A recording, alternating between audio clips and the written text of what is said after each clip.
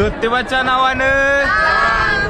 तर चैत्र महिना म्हणलं आपल्या ज्योतिबाची यात्रा, आणि या चैत्र महिन्यात एवढी तर गर्दी होती का नाही, तर तसा आमचा लई दिवसाचा प्लॅन होता की सगळ्या फॅमिली सोबत ज्योतिबाला जायचं, आणि एकदाचा प्लॅन ठरलाच की मग सगळ्यांच्या मध्ये कॉमन गाडी केली आणि चाललो ज्योतिबाच्या वाटेला। वाटेत किरकोळमध्ये नाश्ता केल्यानंतर सरळ पोचलो आम्ही ज्योतिबाच्या डोंगरावर, आणि थोड्याच अंतरावर गेल्यानंतर आम्हाला दिसला हिंदवी स्वराज्याची साक्ष देणारा आपला पन्हाळा गड, आणि लांबचा प्रवास केल्यानंतर आम्ही पोचलो वाडी रत्नागिरीमध्ये। गाडी पार्किंगला लावली आणि आम्ही निघालो पुजारींच्या घरला। जर तुम्ही ज्योतिबाला नैवेद्य करणार असाल तर तुम्हाला पुजाऱ्यांच्या घरी जायलाच लागते। नैवेद्याचं सगळं साहित्य पुजाऱ्यांच्याकडे देऊन आम्ही निघालो दर्शनाला, आणि ह्या वाटण खाली गेल्यानंतर जो कळस दिसतोय की नाही, शेवट हो ज्योतिबाच्या नावानं।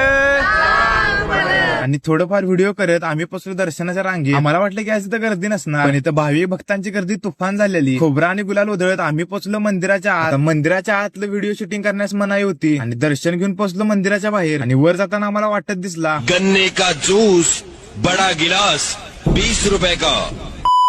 आणि खोली येऊन बघितलं तर पजा आमचा सगळा गुलाला माखलेला होता। उन्हातनं चालू आल्यानंतर खोली बसल्या जरा शांत वाटलं, आणि जेवण करून आम्ही लागलो परतीच्या वाटेला। आणि जर हा व्हिडिओ तुम्ही शेवटपर्यंत बघितला असेल तर तुमचं मनापासून आभार, आणि जाता जाता एक कमेंट करून जायला लागती या। तर मग व्हिडिओला लाईक करा, शेअर करा, आणि जाता जाता आपल्या भावाला फॉलो करून जावा।